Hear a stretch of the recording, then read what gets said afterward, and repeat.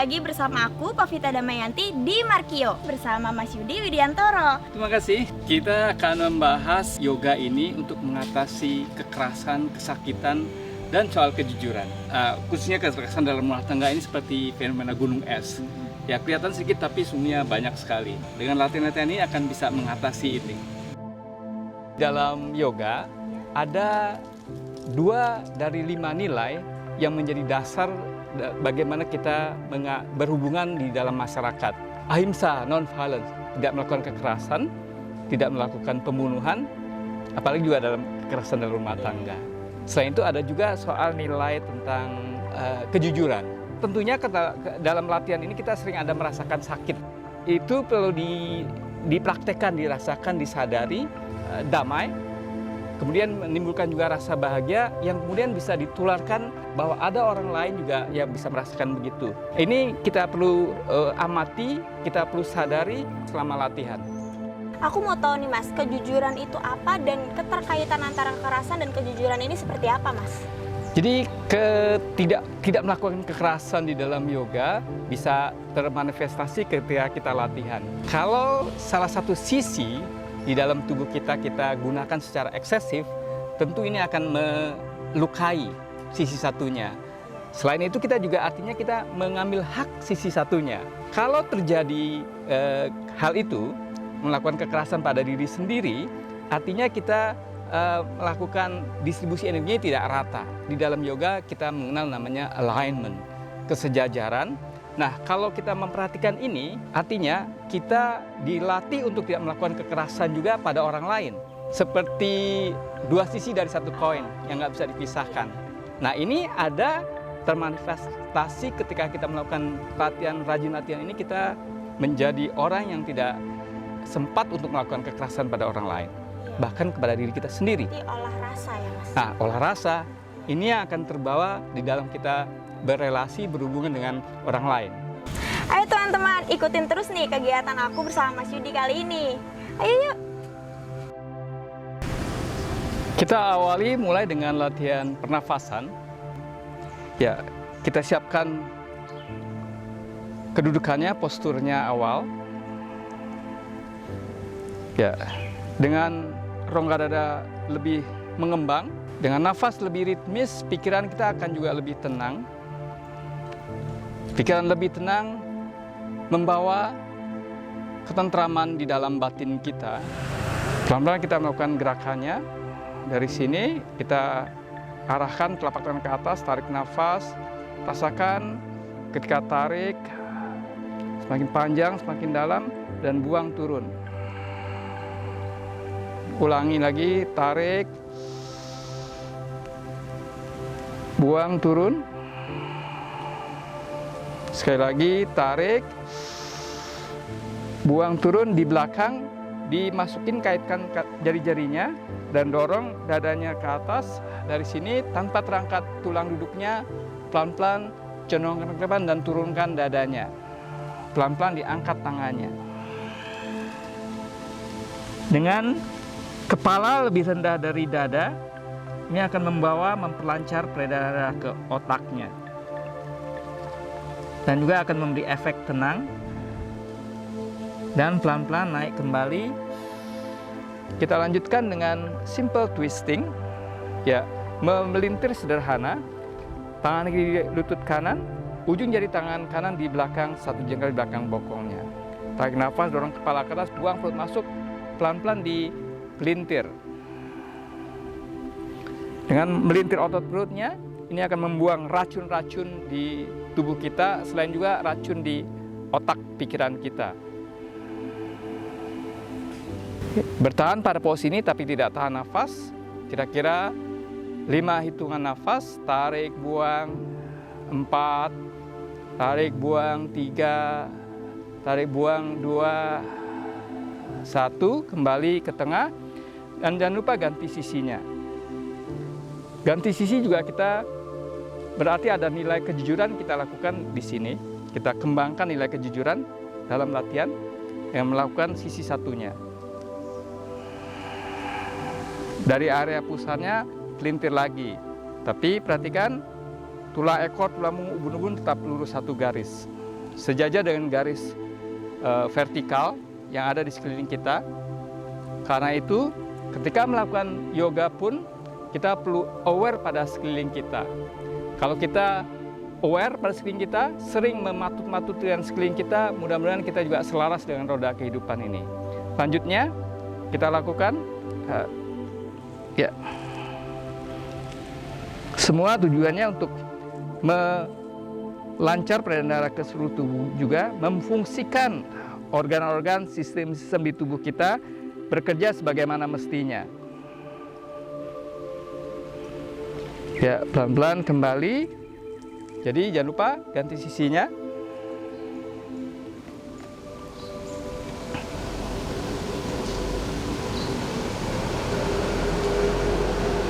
Oke, jangan lupa tekan tangannya, rasakan tekstur matrasnya.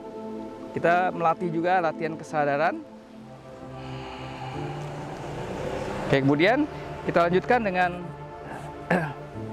dengan ya forward bending, ya.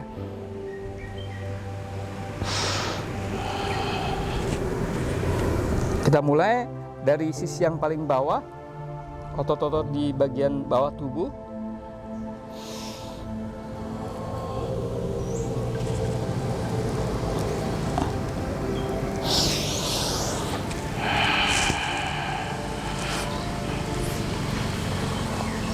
Tarik nafas, buang, tetap panjang tulang punggungnya, pelan-pelan turunkan.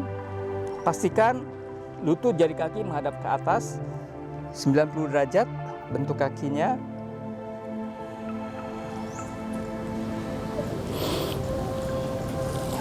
Kita tidak perlu memaksakan diri, sesuaikan dengan kemampuan kita, baik kekuatan ataupun juga kekurangan kita. Yang penting kita merasakan sensasi yang timbul ketika melakukan ini. Rasakan juga mungkin ada terasa sakit, ketidaknyamanan. Perhatikan, sadari, dan biarkan berlalu, mungkin berganti dengan sensasi yang lain kita rasakan di tubuh kita. Kita lanjutkan menuju transisi berdiri.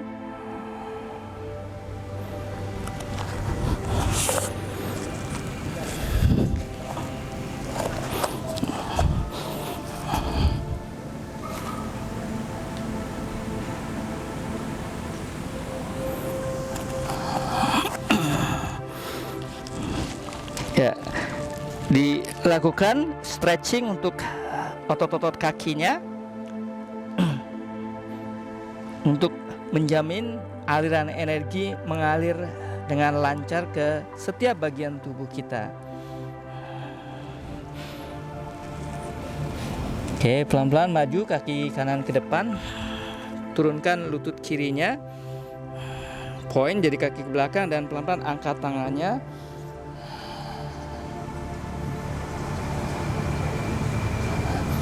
Turun, jadi kaki ditekuk, melangkah ke belakang, ganti sisinya.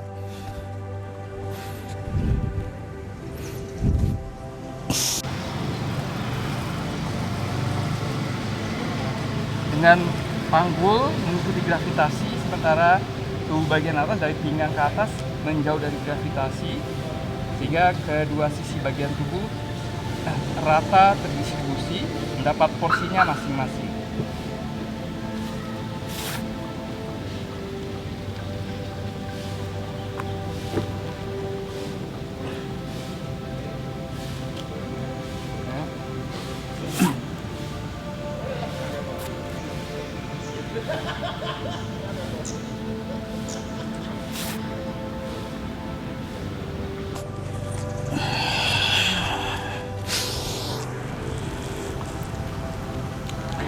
Ya, dalam melakukan postur ini, idealnya energi terdistribusi ke 6 bagian tubuh kita. 2 kaki, 2 tangan, tulang ekor, dan leher. Dengan menyadari pendistribusian energi secara rata, sehingga kita melatih untuk tidak melakukan kekerasan, baik di tubuh kita sendiri, sekali juga kita melatih kejujuran.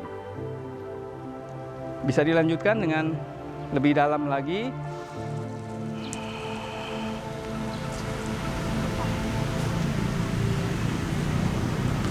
Perhatikan ini juga sejajar tubuh belakang ini dengan dinding belakang. Dan kita ganti sisinya.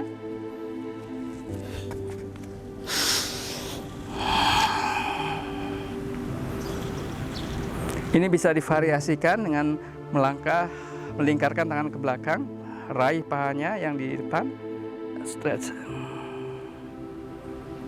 3, 2, 1, angkat tumit belakang, turunkan.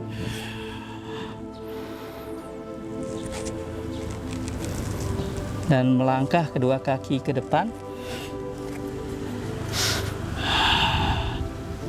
Tarik. Dan di sini bagi.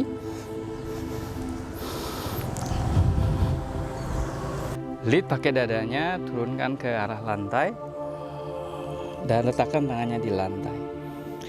Posisi dada dan bahu sejajar dengan lantai, tidak ada bahu atau dada satu bagian lebih tinggi dari yang lainnya. Ini juga salah satu latihan kita melatih kejujuran. Sini pelan-pelan, ya. Pegang ibu jarinya, tekan dadanya ke celah-celah pahanya.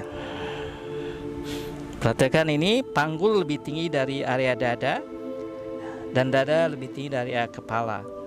Ini membantu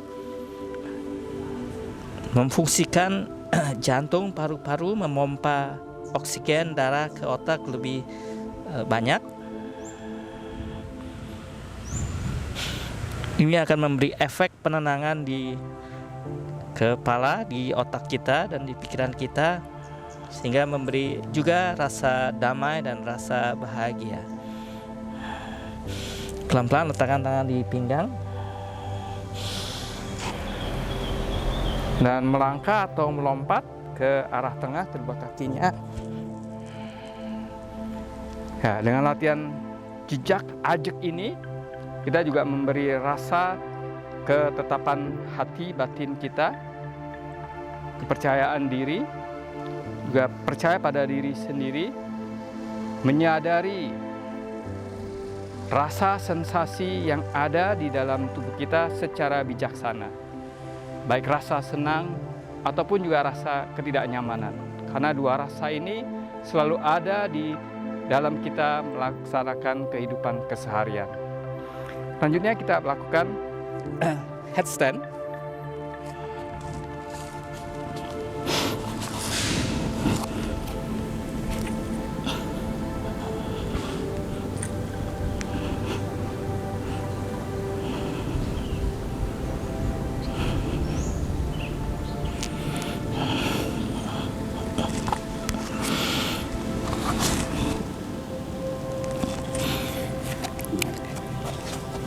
Headstand ini sangat dianjurkan, bahkan dibilang ini suatu raja dari olah tubuh di dalam yoga. Tapi kalau Anda belum bisa melakukan ini, bisa melakukan alternatifnya atau modifikasinya, yaitu dolphin pose. Sama manfaatnya.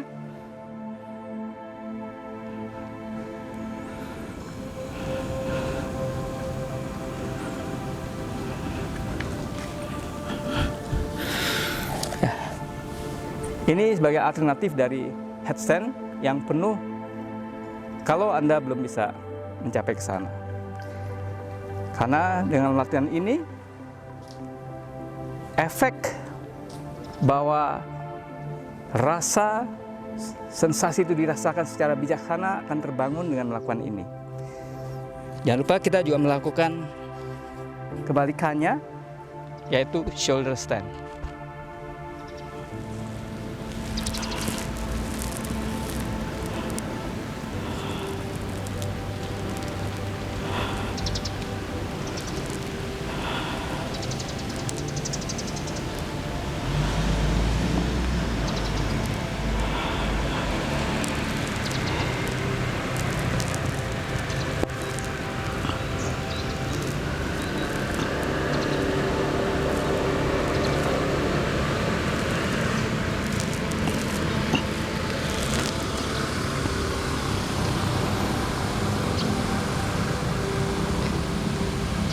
Sempatkan untuk merasakan kembali apapun fenomena, rasa, sensasi yang kita alami saat ini. Mengembangkan rasa compassion, kasih sayang.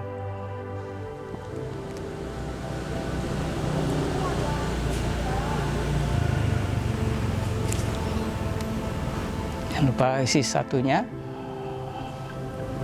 Ini untuk menghilangkan ketegangan di punggung bawahnya.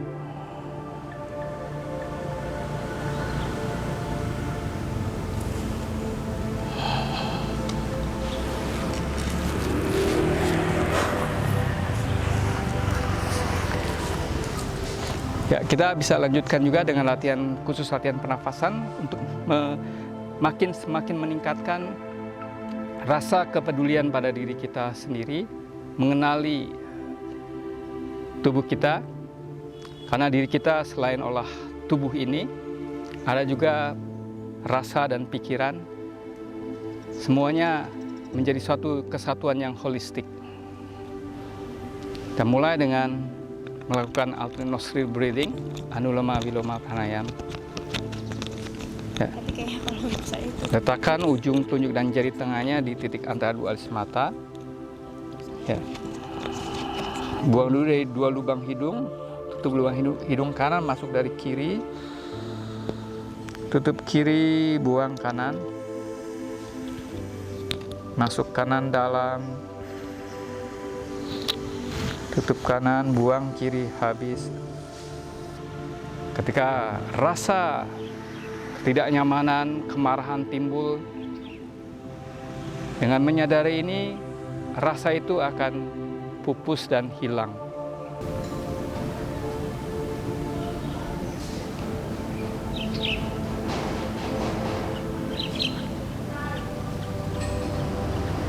Dengan mengamati secara pasif, akan runtuh juga rasa diri kita, rasa keakuan kita yang berbeda dengan yang lainnya. Menghentikan pikiran yang resah dan gelisah, kemarahan, ketidaksukaan, menyalurkan pada saluran energi yang konstruktif.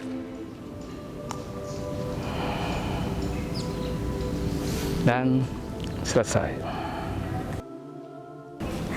Ternyata Mas Yudi, Ya. gerakannya banyak juga ya Mas. Tadi terlihat susah ya Mas, dan itu gimana tuh Mas saran Mas Yudi untuk pemula-pemula seperti aku dan yang lainnya? Gerakan itu susah, tapi di dalam yoga juga ada juga modifikasinya. Itu kan juga saat melatih kejujuran. Kalau ini sejak awal kita tidak menyadari ini, maka akan berakibat juga kita melukai diri kita. Ini akan membawa juga pada perilaku kita melakukan kekerasan pada orang lain. Yoga sebagai alat untuk melatih diri kita sendiri, mengatasi keinginan untuk melakukan kekerasan pada diri kita sendiri. Jadi intinya harus rutin dan juga diawali dengan gerakan-gerakan yang tidak terlalu susah dulu ya Mas? Iya. Makasih ya Mas Yudi untuk penjelasan Ya. yang sangat menarik dan detail sekali nih Mas penjelasannya. Terima kasih. Dan untuk teman-teman, sekian dulu ya acara Markio kita hari ini bersama Mas Yudi, dan nantikan untuk episode-episode Markio selanjutnya. Jangan lupa untuk like, comment, and subscribe channel Karani TV. Terima kasih Mas Yudi. Mari kembali.